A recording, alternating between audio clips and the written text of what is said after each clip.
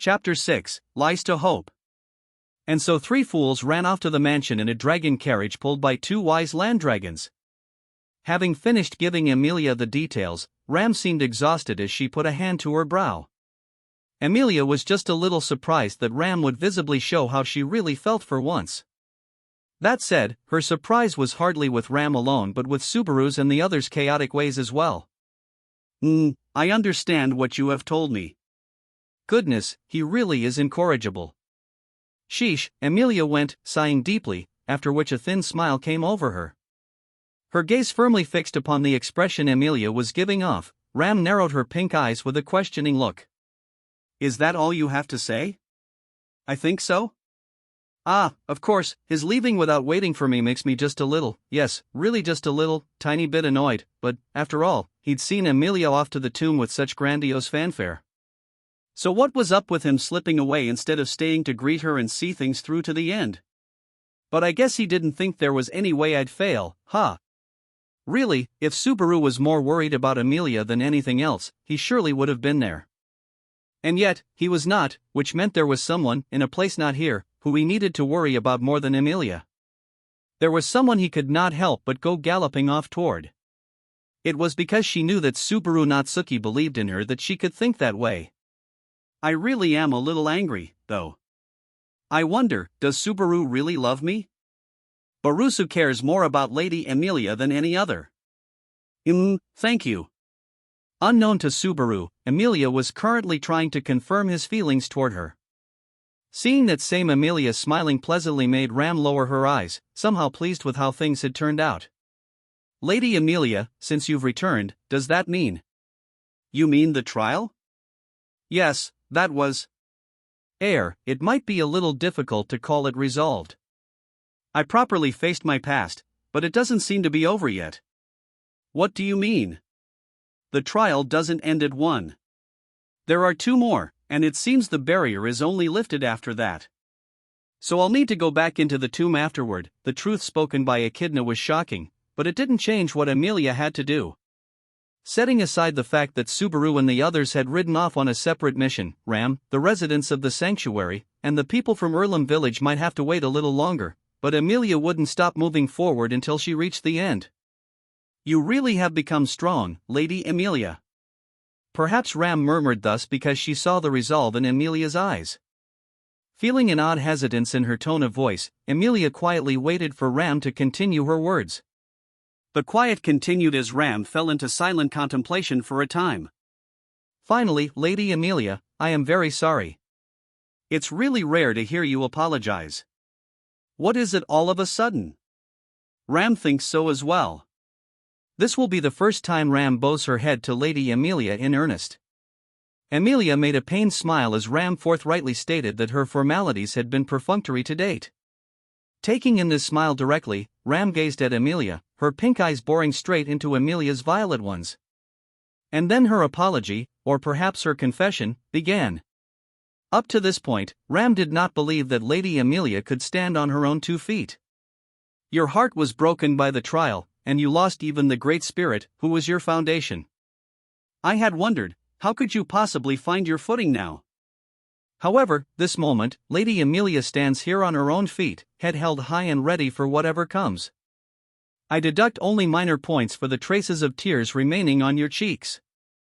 Sheesh. Rubbing her sleeves against her cheeks, Emilia diligently eliminated the traces of tears Ram had pointed out. After that, she turned toward Ram once more, softly tilting her head. So is Ram cooperating with Subaru and Otto because I'm such a crybaby? Surely, you jest. Ram is not lending a hand to those 2 whatsoever.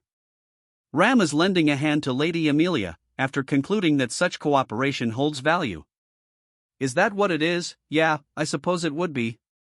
Emilia had challenged the trial because Subaru's voice had called out to her. And it was necessary for Garfield's laments to be halted for Subaru's words to reach her. For that purpose, Otto's and Ram's cooperation was necessary, and as a result of all that, Emilia had managed to step forward. Certainly, one might call all Ram's actions grounded in diligent service toward Emilia. But why? Why did you want to help me, Ram?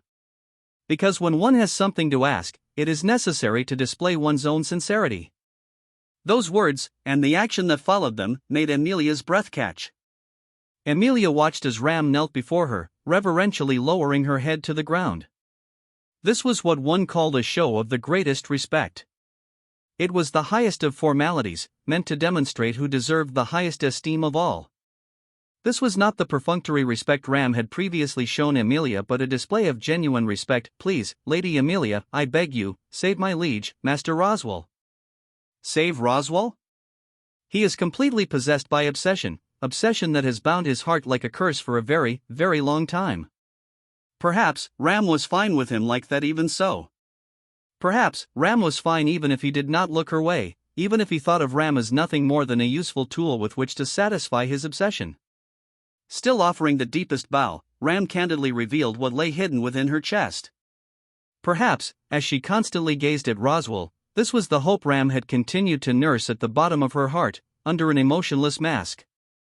It was the hope that she was fine with being a useful tool alone. However, now Ram refused that way of being. But his obsession has already strayed far from the path. He has lost sight of the objective that is the foundation of all his hopes, and Master Roswell clings to his text in name alone. I beg you, break his obsession. Will Roswell be all right with me breaking it? He will not. He will most certainly panic. He will lose his reason to live and might well collapse completely. However, Lady Emilia, you are the only one who can do this. Perhaps, by moving Master Roswell away from his way of life that has buoyed him all this time, my feelings might succeed in reaching him. This was an earnest plea. Bowing her head, Ram kept the tone of her voice normal, but she was earnestly pleading. Emilia did not properly understand even half the words her plea contained. But Ram's wishes, Ram's feelings, were genuine. That, she understood. And that was enough. What should I do? Please sit upon the royal throne. Lady Emilia must sit upon the royal throne of Lugunica. When that occurs, Master Roswell's desire shall be fulfilled. Even as he continues to walk off the beaten path, the day shall come when his feelings are fulfilled. Yes, please offer Master Roswell this salvation. Please give his life meaning, today as well as tomorrow. With Emilia pressed into silence, Ram piled word upon word without a pause. For the first time, Emilia received Ram's feelings, which were spoken with such eloquence. Maybe that was why. Maybe that was it. Deep inside Emilia's chest, she felt emotions that defied description as they bore down on her like never before. That moment, Ram, who thought she stood alone, unable to rely on anyone, was now depending on her. The hot emotions that bubbled up as a result were barely containable. Please, Lady Emilia. In front of Emilia, who spoke not a word, Ram slowly bowed her head. Her pink eyes were moist from all the love packed into that tiny frame of hers. Save him. That quiet plea sent a tangible tremble through Emilia's entire being. That feeling shot straight to her core, with enough impact to make her hands shake. She felt the heat conveyed by the blood coursing through her entire body. And once those feelings had run their course, there was only one thing remaining within Emilia. In her chest, a single sense of duty burned hot and bright. I'm not really sure how my becoming king is connected to saving Roswell. I probably don't understand Ram's feelings yet. Not really. But. Silently, Emilia looked back at Ram, taking in a single breath. Bewilderment was vanishing from her swelling chest. Worry no longer remained in her mind. Never before had her soul burned this hot. This is the first time Ram's asked me for anything, isn't it? So it wasn't necessary to be difficult about this. All right, Ram. Now that you believe in me, I want to give something back. It was probably because at that moment, what Emilia wanted to do and what Emilia needed to do were one and the same. No hesitation was necessary. Emilia simply smiled and nodded. This is probably something I have to start working on from here on out. Boldly, she stated her wish to fulfill not only her own desires but someone else's as well. Ah, replied Ram, opening her mouth a little as she bowed. Somehow, the tension seemed to ebb and her worry, too, judging from her lips, which trembled in relief. Seeing Ram's expression relaxing, Amelia felt a slight sense of satisfaction. At the same time, she thought it was very in character to see Ram refuse to cry despite her teary eyes. And then, just as Amelia extended a hand to the kneeling Ram to help her back to her feet, "I hope you do not mind my finally speaking my own words of congratulations?" Feeling a tremble in the hand she touched, Amelia lifted her head toward the voice, which came from behind Ram in the direction of the settlement. There, she saw a figure calmly standing on the grassy clearing. The voice was familiar. Their demeanor was aloof. More importantly, it came from the individual who was the veritable center of their conversation, Roswell. And so, with faint wariness in her chest, Amelia called out his name. "It seems you were in the middle of conversing, but it feels like the matter came to an end. You do not mind?" Addressed by his name, the person, who was none other than Roswell L. Mathers, stepped forward toward them. He was clothed in his usual eccentric attire, and for the first time in a while, he showed off the white makeup he often wore on his face. This was the Roswell who Amelia knew, a far cry from the injured, bedridden patient she had seen of late. "That is far enough." Amelia's call brought Roswell's feet to a halt. It was not the hard emotions infused in her voice that forced him to a stop, but the palm Amelia turned Roswell's way. Amelia had drawn Ram close with her right hand, turning her left toward him. Of course, this was no simple bluff, something the surging mana Roswell detected made plain. "My, MYYYY, is this not quite a harsh welcome?" Even though, upon hearing Amelia had challenged the trial, I came running over with this gravely injured body of my Iin. I would dearly like to believe that is really what you think, but, deflecting the truth with her words, Amelia narrowed her neat eyebrows. By rights, Roswell was Amelia's chief ally and patron in the royal selection. He was also the savior who'd brought Amelia out of the glacier that used to be the Great Elier Forest, which she'd only just set eyes upon in the past revealed by the trial, and the one who'd taught her it was possible to save her frozen kin. It was this Roswell of whom Amelia was wary, because she felt Ram's palm tremble in her grip. "Please do not make such a fearful face, Lady Amelia. Even I am genuinely concerned for you. Or perhaps I should say, I sympathize with you." "You sympathize with me? What do you mean by that?" "I mean what I said. I sympathize with you from the bottom of my heart for this situation where you, knowing no way to be loved save through fulfilling the expectations of those around you, were inevitably forced to confront the past against your will." As he shook his head in disapproval, Roswell's declaration made Amelia open her eyes wide. He spoke the word sympathy as if he pitied Amelia's circumstances. However, the cold, melancholic emotions differed from simple sympathy, it was something bordering on malice. "Allow me to formally convey my congratulations to you, along with sentiments of sympathy and pity. You have done well to overcome the trial. I had truly thought it was beyond you." A compliment like that makes it hard to just come out and say thank you. "Besides, I have not yet properly finished the trial. I was told that there are 2 more. "Yes, I am aware of this. Besides, I am somewhat relieved, namely, that even an airhead like you is able to understand that my congratulations just now were not words of goodwill."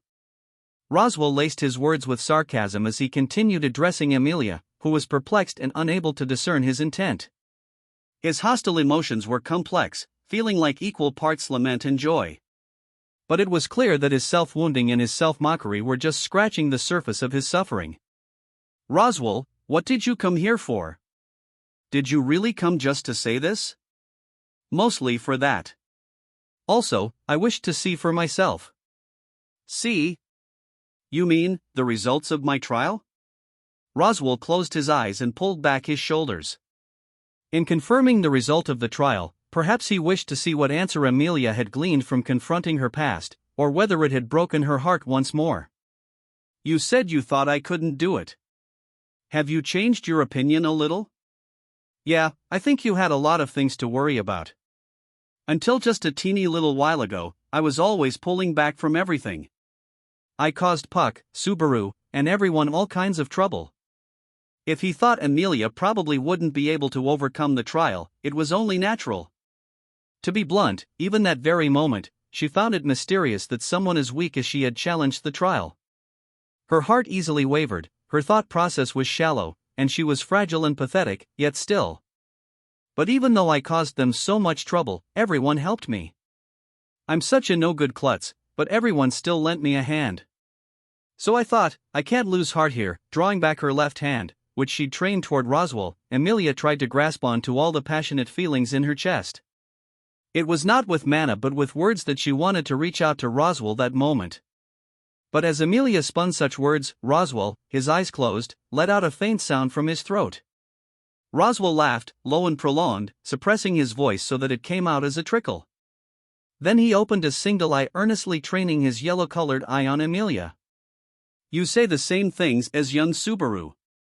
Is that something you also learned by copying him? Master Roswell. As Emilia's voice caught in her throat, Ram loudly rebuked Roswell in her stead.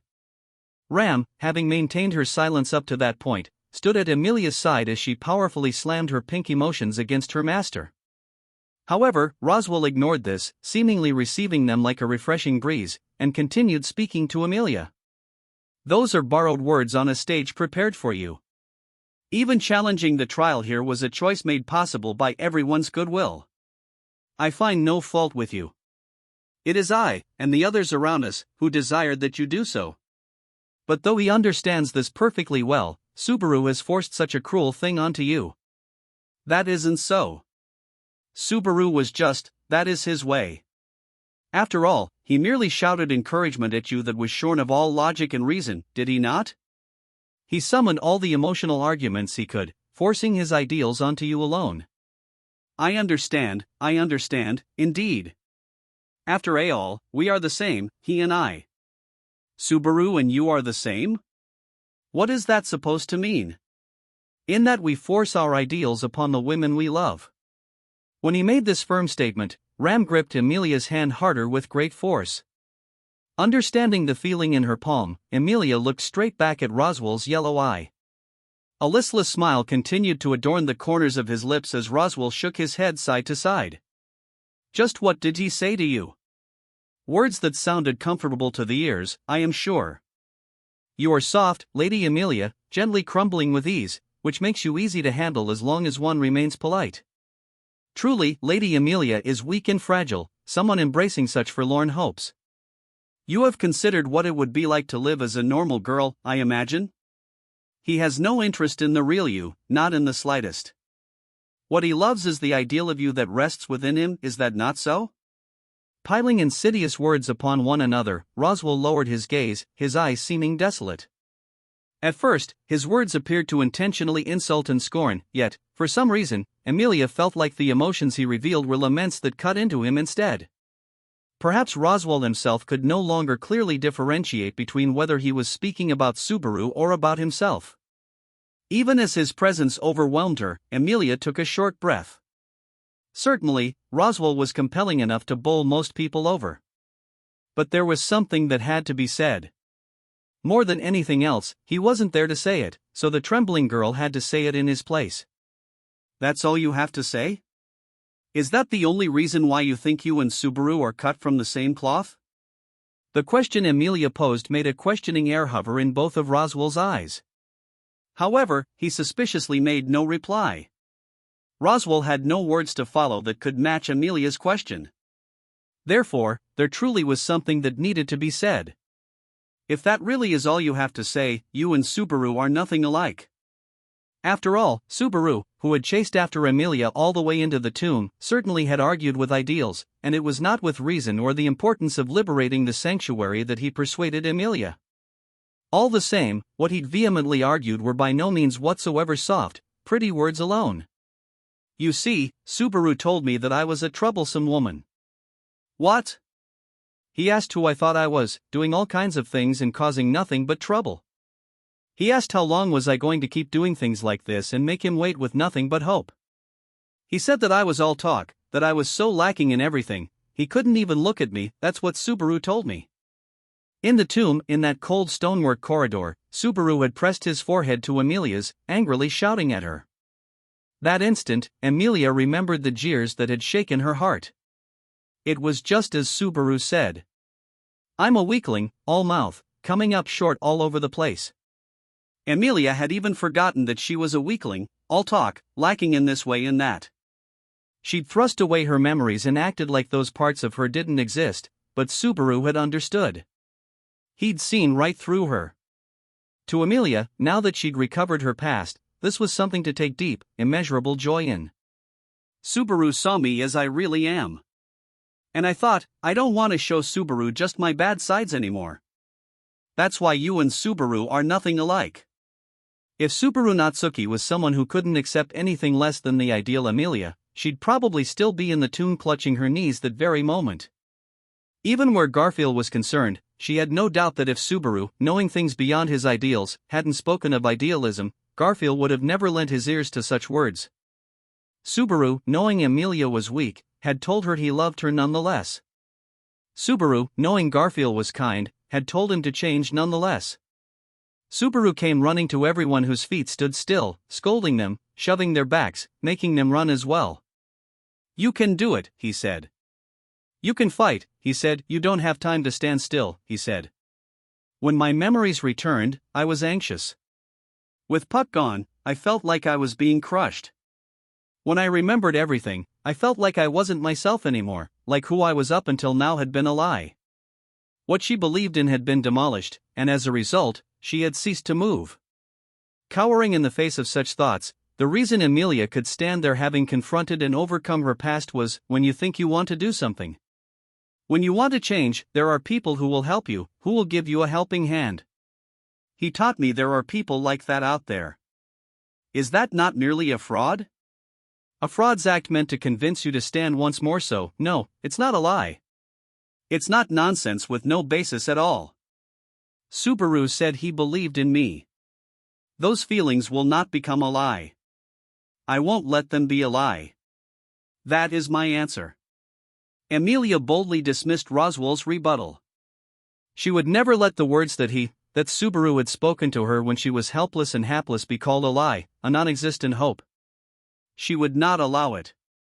The words Subaru Natsuki had firmly declared to Amelia, "I know you can do it," were no lie. Amelia had broken out of her own shell, and by doing it, the lie had ceased to be. It was what people called a wish that it would cease to be a lie. That was why I'll turn lies into wishes.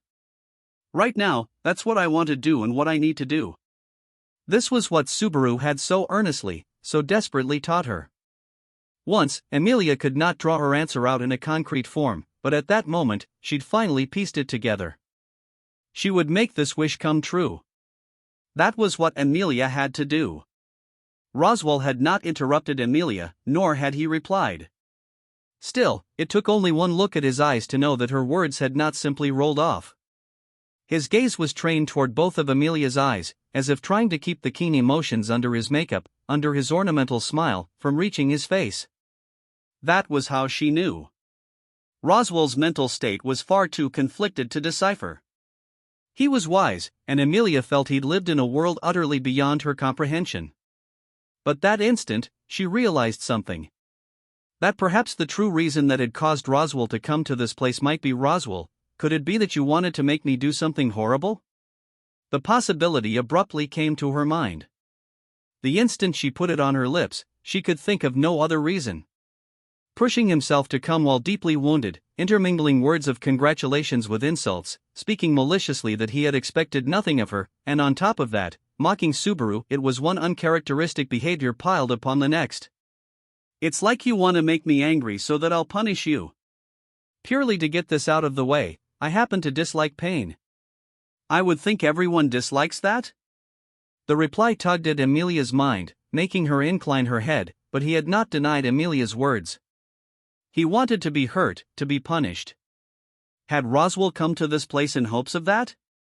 Even Amelia could understand such destructive impulses, despising oneself to the point of wanting to be put through the ringer. The only difference was whether one directed that inwardly or outwardly. Amelia was the sort to direct it inwardly. Perhaps that was true of Roswell as well? And so you have changed again to me, this is exceedingly difficult to accept. Roswell? I respect your decision, and the will to walk forward is praiseworthy. I can comprehend how you discern there is hope after accepting your pain and wounds. That is why I sympathize with you. Sympathize. Once more, Roswell brought up the word he had begun his speech with to Amelia. But Amelia thought she had already asserted that his sympathy was misplaced. There was no reason to view her as pitiable, for Amelia had already found hope. Finding that hope fleeting, Roswell shook his head side to side.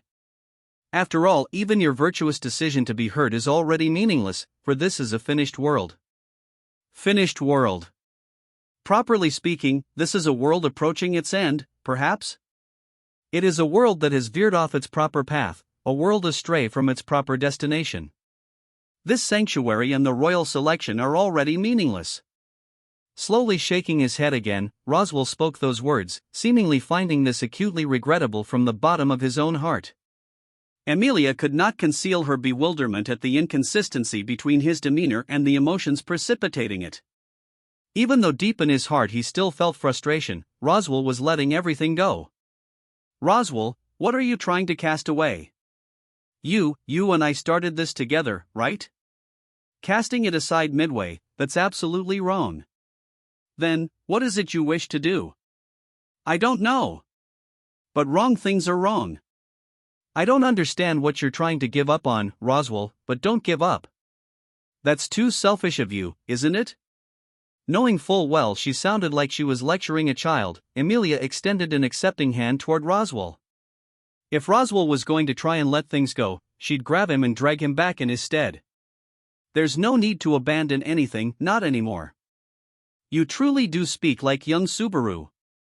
As Amelia thrust her chest out, firmly declaring her beliefs, Roswell sighed. From there, he let his shoulders droop, as if all energy had slipped out of him, and shifted his gaze to the tomb behind Amelia. Just how well can you change grandiose language into reality? That's what I'm going to prove from here on out, in the tomb, no, even outside the sanctuary.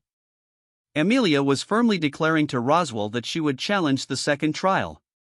Then she shifted her gaze toward Ram, whose hand she had not let go of the entire time. Lady Amelia. Ram, having maintained her silence as she witnessed the pair's replies to each other, addressed Amelia with trembling lips. Nodding to her call, Amelia gently let go of her hand, which had linked the two together. I'm going, Ram, somehow, I will make your wish come true. Nodding as Ram lowered her eyes, Amelia turned around, shifting her gaze toward the tomb's entrance. With her words to Roswell and her words to Ram, Amelia had surely exhausted all the words she possessed. The rest had to be proven with the answer Amelia arrived at, not through words but actions. Putting a foot upon the stone steps, she desired once more to enter the tomb she had just left. Behind her, you are wrong about one thing, Lady Amelia. Everything began between teacher and me. There was an exceedingly nostalgic twinge to his voice. His voice seemed fiendishly adoring, as if to gently trample one underfoot. With that voice at her back, Amelia advanced into the tomb, which shone with light. She headed for the stonework room she had once departed. There, the second trial waited. A trial to make the lying words someone had spoken into a wish come true. I saw the past. So next would be, just what awaited her. With the painful battle of the first trial fresh in her chest, Amelia headed straight back into the stonework room. When she reached her destination, the faint, pale radiance of the place illuminated the words of support Subaru had left for her. The remaining trials numbered 2. When the third trial was overcome, the sanctuary would greet its future. The moment she had the thought. Behold the unknowable present. The instant she realized the voice she heard whispering in her ear was her own, strength drained from her body. Her consciousness blanked out, and Amelia had the powerful sense that her soul was being shorn from her body, whisking her off to a place in the yonder. Subaru, not even certain what her own lips had spoken at the very end, Amelia knew the second trial had begun. Having watched Amelia enter the tomb, Roswell and Ram were left alone on the grassy clearing. Ram gently pressed her left hand, which Amelia had held, against her chest. Rather unexpectedly, her resolve seems to be extremely high. Subaru is indeed a formidable foe. As Ram did so, Roswell, having also watched Amelia leave from a short distance away, murmured thus. There was little emotion infused in his tone of voice. He did not seem to be particularly disappointed by what he had spoken. In fact, Ram was certain of it. Roswell did not have the heartfelt interest shown by his demeanor just moments before. The proof was how Roswell was completely unruffled by a result that was surely contrary to his will. I am sorry to have put all that goodwill you painstakingly built to waste. To not launch her own outburst after enduring so much vitriol. She truly is weak to the bitter end. Master Roswell, from what point did you observe Ram and Lady Amelia's conversation? I had some rather sharp words with young Subaru and the others, you see. I wanted to see Lady Amelia's state for myself, and so I saw you bending your knee before her. You are quite the actress yourself. Roswell seemed quite impressed when he replied to Ram's question. In other words, Roswell had seen Ram give her respects to Amelia and ask for her one precious wish to be granted. And having seen it and engaged in his exchanges with Amelia as a result, he was now thanking Ram for her efforts. Had Lady Amelia given in to provocation and attempted to inflict harm upon me, victory or defeat in the contest would have been determined in short order, but perhaps the circumstances seemed somewhat too favorable? He'd meant to stimulate Amelia's anger and turn it toward him. Amelia had interpreted it as a desire for her to hurt him. In that, she had been correct. Where Amelia was wrong was that he did not desire this because he wished to receive his punishment. Roswell merely wanted to do his utmost to fulfill what was recorded in his magic tome. The royal selection existed for that purpose. The sanctuary existed for that purpose. He existed for that purpose. Garfield's grief, Ryuzu's and Shima's long-standing desires, Frederica's devotion, Subaru's melancholy, Amelia's sense of guilt, even Ram's feelings, these were all things he used to accomplish the magic tome's desired result. Young Subaru and the others head toward the mansion, leaving this sanctuary to Lady Amelia. At a glance, this action appears skillful, but it is a poor move. Seeing nothing but what one wishes to see is a habit anyone would term a vice. It is not one I would wish for young Subaru to acquire. What do you mean by this? I did not expect that Garfield would join Subaru's side. But this also means his removal from the sanctuary side of the board. If his troublesome eyes are closed, I will draw nearer to my objective in a way that hasn't been possible until now. I heard you cooperated with them on the Garfield matter. Of course, I understand that you believe this to be a good thing. Your feelings run deep. I have taken them into account as well, of course. Ram was hanging her head as Roswell walked over, gently patting her shoulder. Through his poem, Roswell conveyed an immense amount of trust toward Ram. The touch of his fingertips sent Ram's heart beating faster within her chest. Touching him, exchanging words with him, doing whatever he commanded, these actions filled Ram with feelings that were the pinnacle of happiness. It was no exaggeration to say that they were what gave meaning to her life. It was what she lived for. The instant she had the thought, Ram ignored the slight gap it created in her heart. That moment, she could not humor that hollow sensation. Master Roswell, what do you intend to do from here? What I seek has not changed from before.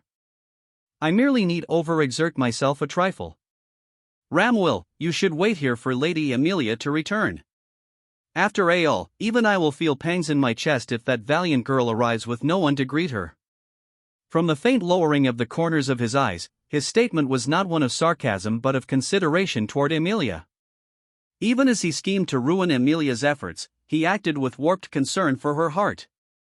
It was not limited to Amelia, the same applied to Subaru, to Garfield, and to everyone else. Hence, Ram bowed to Roswell, the only one to whom she had opened her heart, and watched him go. Roswell slipped out of the grassy clearing, not toward the settlement but toward the forest. She watched him with her pink eyes until he was no longer in view, after which Ram gently closed them. And then, relying on the scenery displayed within those closed eyes, Ram arrived at a certain place. It was a building that maintained an abnormal white color, with a foul stench that repelled visitors. It was the witch's laboratory, lurking in the deepest part of the forest, at the end of a path unworthy of the name, a place she had been told of several times, yet had never reached. And so Ram stepped into that place, one to which she had never been invited. She did not conceal the sound of her shoes. If anything, she purposefully made her steps loud, as if trying to carve her presence into his eardrums. In doing so, she announced she had chased after his vision, followed in his footsteps, in order to reach this place. It was as if to say, in response to so many questions, her appearing here in such a manner was her answer. I see. So by using clairvoyance, arriving here was an easy feat for you? Accordingly, the presence of the visitor, nay, the intruder, was immediately made known to the devil. The devil at the entrance to the room looked upon Ram with a questioning air and a faint whiff of bewilderment dwelling in his differently colored eyes. Ram was keenly aware that this rare reaction from him made her chest leap with a sense of maidenly exultation. The secret art of clairvoyance, passed down among the Oni, did not function unless the wavelengths of the caster and the target were compatible. Naturally, if Ram exerted herself, she could match her own wavelength even to that of demon beasts, but it was a different story where a high-rank opponent was concerned. If such an opponent closed his heart, synchronization was utterly impossible. In other words, had Roswell not truly opened his heart to her, clairvoyance could not function upon him. In point of fact, Ram had not attempted to overlap her own vision with that of Roswell's even once to this point. And so she had finally arrived at this place. Really, how could she fail to feel joy? I believe I asked you to wait for Lady Amelia? Yes, you did. Then I bid you, for what purpose have you come to this place? That is very simple. When asked, she suppressed the passion that made her heart beat loudly, replying with her expression still neutral and tranquil. Ram's pink hair swayed as she drew her wand from under the hem of her skirt. It was her beloved wand, granted to her by Roswell personally when she had only just begun to serve him. It was a magic wand employing Ram's own, broken-off horn. Twirling it within her hand, she thrust its tip toward her beloved master. I have come to rob you of your obsession with the witch. To the man she cared for, who was mad with love, she confessed her own love, hoping to sear it into him. Ram had gone along with the gamble because she viewed it as her best opportunity to fulfill her own wish. Greetings, Miss Ram. The wind is serene tonight. A fine night, isn't it? When a certain man addressed Ram, it was the night before Amelia overcame the trial of the tomb, the night before Garfield broke through his 10 years of stagnation, the night before Subaru trembled from the humiliation of having his verses of love read by undesired parties, and the night before Ram placed her wager for her own long-standing desire. In other words, it was the previous night. In a cranny of the settlement, Ram stood still in a place that felt bereft of humanoid presence as she stared squarely at the individual. Heir? Ah, I wondered who it might be, but you are the man who was with Barusu, yes. Without Barusu beside you, your presence is so faint that I was unsure what manner of creature you are. So I'm not even human now? Heir, I do understand why you would treat me as an appendage to Mr. Natsuki, but a man improved by being someone's appendage has no worth of his own. Be gone. This maid is extremely harsh. Ram's attitude left him without an island to cling to, and the young man's voice went shrill as he turned his face toward the heavens. Ram exhaled at his reaction, embracing her own elbows as she looked at him squarely from the front. The young man tensed his shoulders, seeming uncomfortable under the gaze of her narrowed pink eyes. Do you mind if I have a word with you? Setting aside whether I remember you or not, shouldn't you speak your name first? Setting aside whether I remember you or not. I am not certain why you repeated that part twice. I am Otosuwan. I may be a mere traveling merchant, but I would dearly appreciate you remembering my name and face even so. That depends on whether the conversation you bring is interesting, and to what extent, I suppose I must say. Then with candor, could we have your cooperation on Mr. Natsuki's wager with the Marquis? Having meant to assert that the initiative rested with her, Ram caught her breath a little. That was how easily the young man, how easily Otto had nonchalantly crept into her flank. When she glanced over, Otto was smiling as he keenly scrutinized Ram with his gaze. Ram grasped that this, in contrast to his frivolous expression, constituted his true worth as a traveling merchant. You seem to be quite a fraudster. I am merely a man midway through chasing a dream. Perhaps that is why I get along with Mr. Natsuki and his reckless pursuits. Heir, I have digressed. Ha! Bald-faced liar. Also, you have set your hopes in the wrong place. Ram's desires align with Master Roswell's wishes. How did you come to believe I would lend Barusu a hand? I trust you are well aware that where the destination of his wishes is concerned, the flow of events has already strayed from the Marquis's desires? I believe Mr. Natsuki has spoken to you of this as well. Otto had approached Ram once he was certain beyond a set extent. Feeling that this was an unamusing fact, Ram slid one hand down to her thigh. The wand holstered there under her skirt was her beloved weapon for the employment of magic. Even as she thought it was overkill against the likes of Otto, the means to instantly overwhelm him was a precious treasure indeed.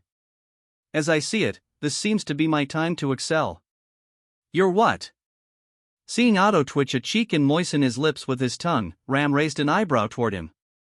This is a critical moment, or something along those lines. It's nothing to brag about, but my winning percentage for excelling is rather good. Such exaggerated confidence. I wonder, do you truly think such confidence is enough to seduce Ram to your will? She had no ears to lend to half-hearted invitations. Compared with how she was previously, Otto could only think that Ram's position had also grown precarious. This was a veritable critical juncture indeed. If he could at least excel properly, then perhaps, for whatever reason, Mr. Natsuki does not think of Miss Ram as an enemy. Come what may, if he is correct, I believe we should cooperate with Miss Ram's own true desires. What a pity. Eh? Otto had an idiotic look on his face as Ram sighed deeply, sliding her hand up from her thigh. Then she used that same hand she had drawn back to gently stroke her own hair. I said, what a pity, please go into detail. Even if she listened to his explanation to the end, it would still not be too late to decide whether to use her wand or not. At the very least, Otto offering negotiations was not a bad thing. Yes, she would humor him with a show of acceptance. And so in response to Ram's urging, Otto proceeded to explain in detail. So what do you think of all this? Are you an idiot? Ram was declaring that her eyes beheld an idiot, and the word one should turn upon an idiot was idiot itself. It was only natural she had the urge to say that. After all, Otto's explanation was no summary or outline but closer to divulging every last card in his group's hand. In other words, he'd exposed their entire scheme to her. Do you lack the imagination to grasp what would happen if Ram told Master Roswell all this? If you must put it that way, I can imagine nothing good. However, I am a merchant, so I must spare no effort required to succeed where business is concerned. Were failure to result from cold feet, I would bring shame to the house of Suwon, you see. Otto was stuffily asserting that he could not bring shame to his family. Such determination could not reach Ram's heart, as she already had no family of her own. At least, it should not have. Miss Ram? Nothing at all. More importantly, at the beginning, you behaved as if you approached me in Barusa's service, but this is your own decision, isn't it? At the very least, you have not spoken to Barusu where Garf is concerned. You really could tell, couldn't you? I do not think Barusu would approve such recklessness. Ram also views this as an extremely stupid thing to attempt alone, enough that calling it a personality flaw does not seem to do it justice. Of course, Subaru and Otto's plan incorporated countermeasures against Garfield. And the radical contents thereof required the drafter of that plan to exhaust himself right to death's door, casting such a precarious net that only a thin ray of hope could be seen. It truly is a personality flaw. Not that I would say this to anyone, but the planner is absolutely not cut out to be a merchant. Do you really intend to hide such a thing when you are looking straight into my eyes like this? Male pride or something of the sort. How trivial, Ram thought disdainfully with a snort. However, setting aside Otto's concealed determination, the plan was not a bad one. The elements of the gamble were not few yet. It was far more forward-looking than waiting for inevitable defeat, wasn't it? Accordingly, if Ram is to cooperate with you, there are 3 conditions. Ram held up 3 fingers as she spoke. Otto hardened his expression as he nodded deeply. I am listening. First, Garf.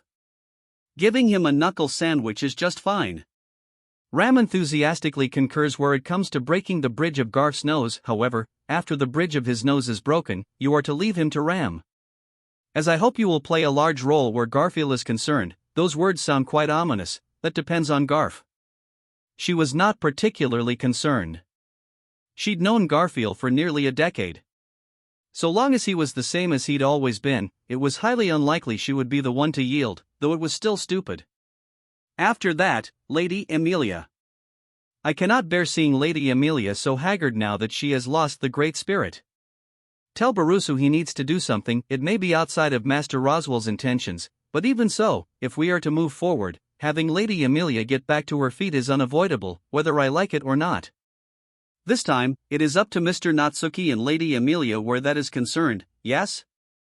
Well, it might be the most up-in-the-air portion, but this plan does hinge on the premise that it will work out in the end. Otto scratched his pathetic face in response to Ram's statements. Just as he himself was aware, the basis of the plan put exceptionally heavy emphasis on what was expected out of Subaru and Amelia's relationship.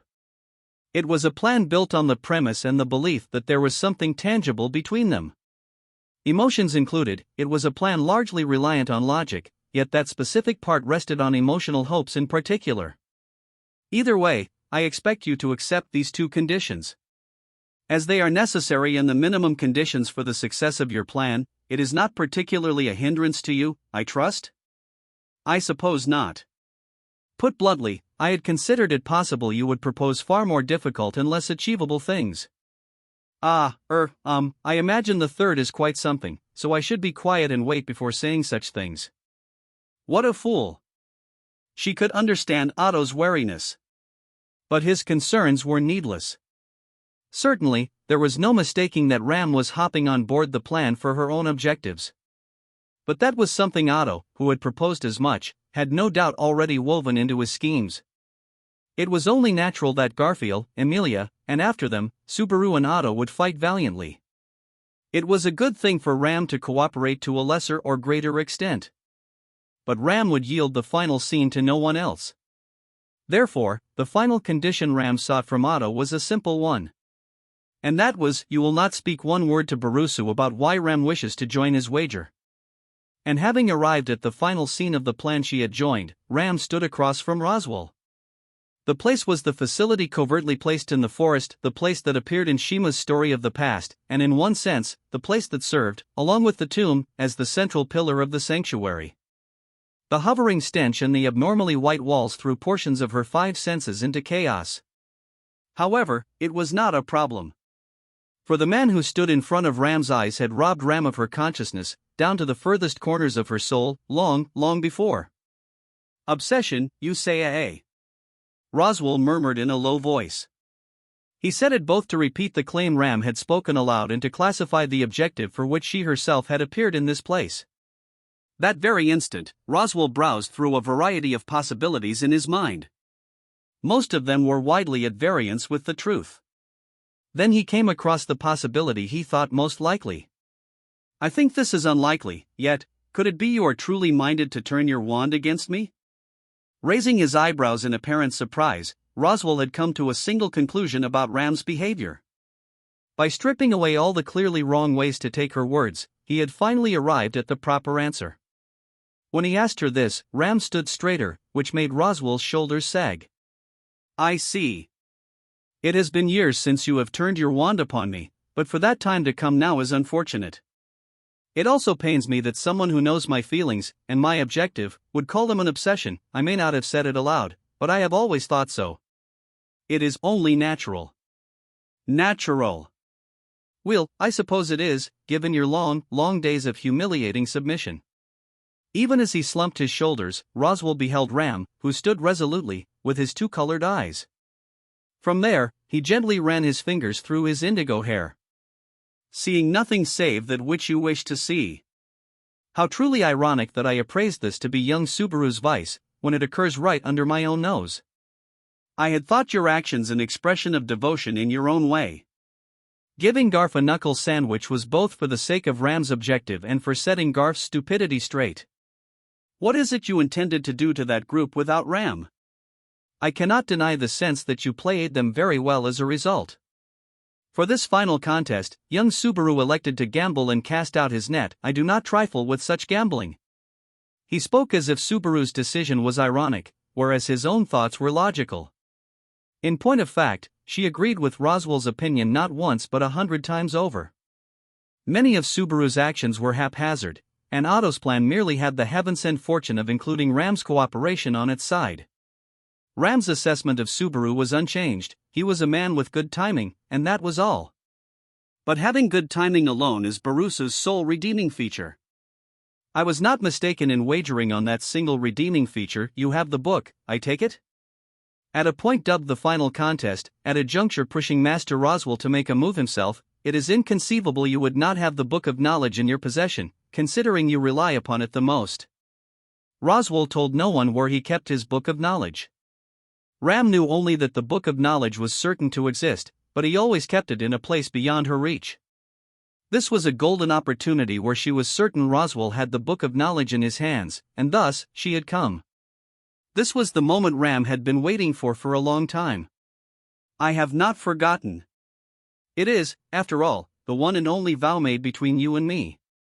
A sword, to he who would wield it; magic, to he who would cling to it; flame, to he who is devoted to it. And an oni, to he who desires it, one that shall destroy his very foundation, goes it? The words of the vow they had exchanged took them back to the very beginning of the pair's relationship. When Ram was still very young, those were the words of the vow they made after she had borrowed Roswell's aid to wreak retribution upon the scoundrels who had destroyed the Oni people. It was an oath that showed both her loyalty to Roswell and her commitment to destroying his wish. This was the vow sworn between Ram and Roswell, undiluted in the 9 years since its forging, so the time has come, then. Certainly, the flow of this world goes astray of my desired path. And thus, the vow comes into force, meaning that I, having lost my desire, am to offer myself to you as promised. Roswell was resolved to offer up the entirety of his very long life in order to arrive at the result recorded within the magic tome, so much that, if he should fail, living would lose all meaning. If I was to become a hollow shell, you may do with me as you please. Such I did promise, yes. Whether you live or die is up to Ram. Yes, that was it. After the passage of nearly 10 years, you might finally fulfill your retribution. Reconfirming the vow he could not possibly have forgotten, Roswell drew a black book out from his pocket. Setting eyes upon the black-bound book, Ram knew with one glance that this was the abominable book of prophecy. This was the book of knowledge, the continued pursuit that was Roswell's very reason to go on. It was the magic tome she had sworn to destroy long ago. To you, this must have been a long, bitter time, I imagine. After all, you were forced to pledge loyalty against your will and spend your days with the man who caused the destruction of your homeland. Even if, without your horn, your body required my support in order for you to live, it must have been exceedingly agonizing. I am sorry to have acted as if it is not my affair. His tone of voice was dry of emotion as Roswell defined Ram's very existence. The cause of her homeland's destruction, those words revived a memory and, with them, pain within Ram's chest. She recalled her home village set aflame, the wails of her brethren, her family seeking rescue as they perished. The Oni, said to be the mightiest of demi-humans, had no way to resist the power of brute numbers. Her people, few in number and assailed with malice that far outnumbered them, met their end in a single night, leaving none but Ram behind. Her vow with Roswell was necessary in order to live thereafter. This was something that never knew and something that Ram never told. Ram narrowed her eyes, feeling disquiet over the throb in her mind and the gap in her memories. It was like a strange form of amnesia, like losing a memory she'd had until a short time before. She felt like she'd lost something she could not afford to, but Ram glossed over the feeling, acting like nothing had happened by sheer force of will. Covering your vengeful heart with a shell of loyalty, you hid the flames of retribution that you nurtured within you while you served me. Even so, there was no more excellent pawn than you. Until now, even within this sanctuary, just how precious a treasure have you been? Roswell continued his soliloquy, even as Ram prayed for the ill feeling from her memories to go away. Many of his words were praise. Understanding the true intentions Ram had long kept hidden, he was giving faint praise for overcoming a number of tribulations to arrive at this point for the sake of fulfilling her desire. This was a very warped form of love. It was the love with which one celebrated a child advancing in days and months, reaching out as her desire was about to be granted. But, and that makes it more the pity. Your decision is but a tiny trifle premature. In the span of a single instant, the sentiments of praise infusing his voice turned to disappointment. A smile came over Roswell as he shook his head side to side, grimacing at Ram as she gripped her wand. You have done well to create an opportunity where I am compelled to have the book of knowledge on my person. If Garfield ceased his obsession with the sanctuary, if Lady Amelia ceased relying solely on young Subaru, whatever the result, there would be no way to preserve that which has been written except for me to move personally.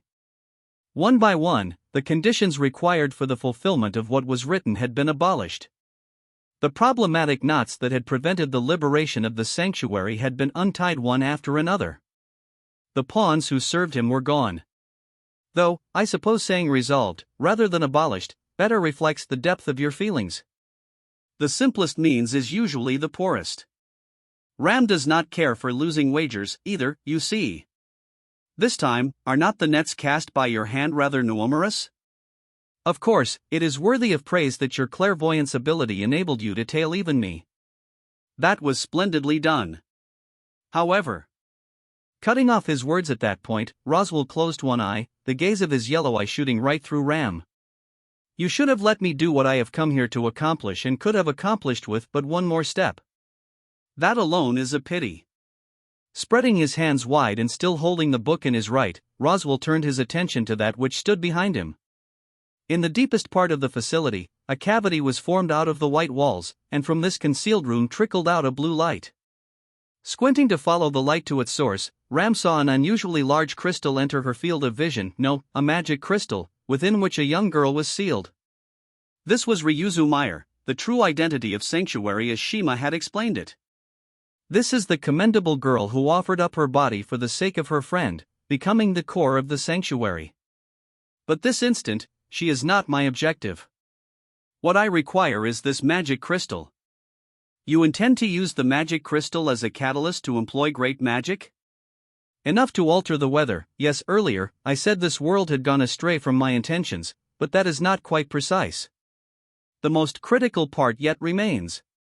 It is in this sense that you were overeager. I thought events had strayed from the ones written in the Book of Knowledge?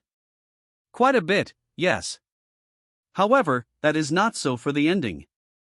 One cannot speak of success or failure until what is written in the book for the sanctuary arrives at its conclusion. If snow should fall here, what shall become of the sanctuary? What is its future? In accordance with the Book of Knowledge, Roswell would make snow fall on the sanctuary.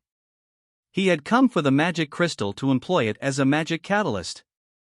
And to employ that spell requires an enormous amount of concentration and the very deft use of mana. That instant, you would have been able to achieve your retribution with certainty. Even without your horn, had you attacked by surprise, my wounds are deep and my trust great enough to slow my reactions. You would most certainly have struck me down. I did not, for to do so would be meaningless. In the sense that you wish to conquer me when I am whole? Or that you wish to destroy me without a single second to spare? I can somewhat understand such feelings, but, no. I was right. You truly understand nothing, do you? Ram's reply left a genuinely questioning look all over Roswell's face. That fact made Ram close her eyes. On the back of her eyelids was a vortex of complex emotions she absolutely never allowed to reach the surface. Ram closed her eyes so that her own way of living, something she had sworn never to reveal to any other for her entire life, might be shown to her alone. Opening her eyes, she lifted her face. Then she trained her usual, impetuous look toward Roswell. Your wish shall not be granted. For you to strictly observe the terms, offering yourself to me as an empty shell, is meaningless. Greeting a broken version of you will not satisfy me. My, how greedy of you. However, what shall you do about it? Even if the Oni once called you the chosen one of the gods, you are now far from that without your horn. Even though I, too, am wounded, I can employ quite sufficient magic before establishing the ritual. Can you defeat me? No, it would surely be foolish to think so. I understand full well that Master Roswell's power is second only to his teacher. When Roswell claimed she had no chance of victory, Ram nodded, making no effort to refute him. As a matter of fact, Ram had no chance of victory, even if she hadn't been worn down from the recent fight with Garfield. Ram did not have even a slight chance of barely eking out a win if she fought Roswell. Then what purpose could you seek to accomplish, I wonder? Giving the raised book a light toss, Roswell caught it with his opposite hand and theatrically stuffed it into his pocket. Flickering flames floated up from his pair of empty palms. Red, blue, green. Roswell narrowed both his eyes as he showed her flames of one color after the next. At the tip of Roswell's gaze, Ram infused power into the wand she held in her hand, sliding her empty, opposite hand into her maid outfit. And then Ram has no chance of victory. That much is clear. However, if it is 2 against 1, perhaps the advantage is ours? The voice came from neither Ram nor Roswell. Within the white-colored building, the sound of this voice echoed across the cavity farthest in back, causing Roswell's face to contort dramatically. It was not anger but surprise at the unexpected and delight at being surprised that made him smile. So this is the greatest reason you went along with young Subaru's plan. I told you, Master Roswell, I have come to rob you of your obsession with the witch. Responding to Roswell's loud voice, Ram grasped the hem of her skirt and bowed. In the time the pair exchanged those words, a light shone. This gradually took definable form, and I am a passing, wild spirit. It's been a while since I've had a long fight. Let's start, shall we? With gray-colored fur, a long tail, and excessively, intensely adorable gestures, a little cat, the Great Spirit, appeared. In Ram's hand was the magic crystal that Subaru had given to her, along with an uncontracted Great Spirit, lending its aid for a single night on a whim. Yes, I see. In that case, certainly. Hey, Roswell. Come to think of it, I never did get a chance to settle things with you, did I? As Roswell offered his acclaim, the Great Spirit groomed his face as he replied. Then Roswell nodded deeply at the situation that had been wrought via Ram's schemes. Come. As you wish. The bewitching, colored flames blazed higher as colorless blades of wind flew with wild abandon, and the world was plunged into explosively freezing cold.